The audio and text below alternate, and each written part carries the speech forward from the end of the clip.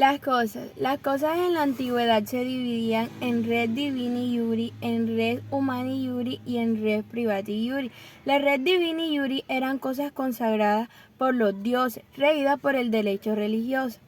Estas se clasificaban en res sagrae, cosas sagradas, consagradas por los dioses superiores. Eran como los terrenos, los templos y los objetos de ceremonias religiosas. Segundo, res religiosae, cosas religiosas, consagradas por los dioses inferiores. Estos eran como los sepulcros y los cementerios. Res sanctae, cosas santas, colocada bajo la protección de los dioses, como la entrada a las ciudades y los muros. Muchas gracias. Buenas noches, mi nombre es María Angélica Molina Torre. Yo le voy a hablar del mapa conceptual, las cosas específicamente de la res humanis iuris. La res humanis iuris son cosas regidas por el derecho humano. Esta se divide en tres partes: res comuni, res publicae y res universitatis.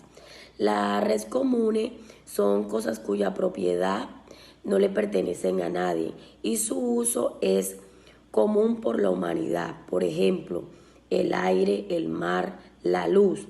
La res publicae son cosas cuyo uso eran comúnmente utilizadas como vías pretorianas o consulares.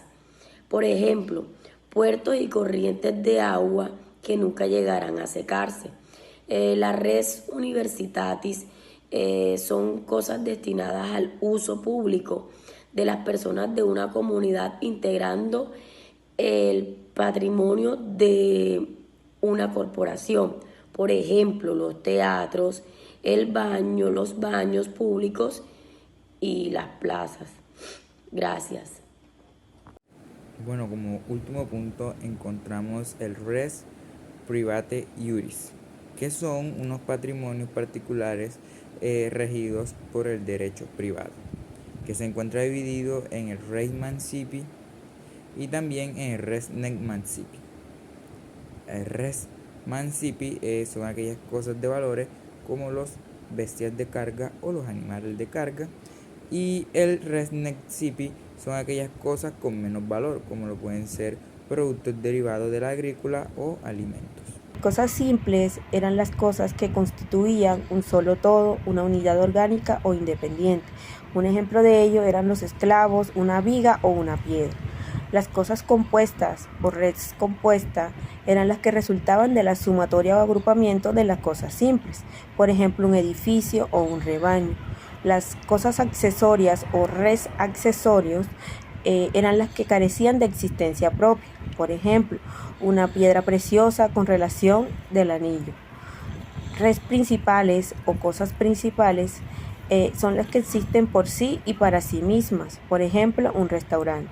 Muchas gracias. También podemos encontrar las res inmuebles, que son aquellas que no se pueden mover, como son las casas, los edificios, etc. También encontramos los res muebles, que son aquellos objetos que podemos mover materialmente, como las sillas, las mesas o los platos. Bueno, también encontramos el res corporales, son apreciados por los sentidos, son aquellos que se pueden tocar. Por ejemplo, los objetos pueden ser un reloj, una mesa o cualquier otra cosa, etc.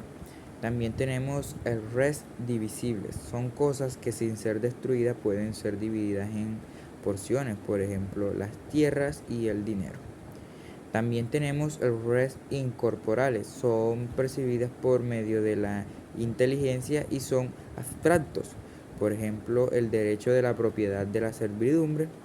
Y también tenemos res indivisibles, que son aquellas cosas que si se destruyen y se dividen a sí mismas, son, por ejemplo, los animales y una casa.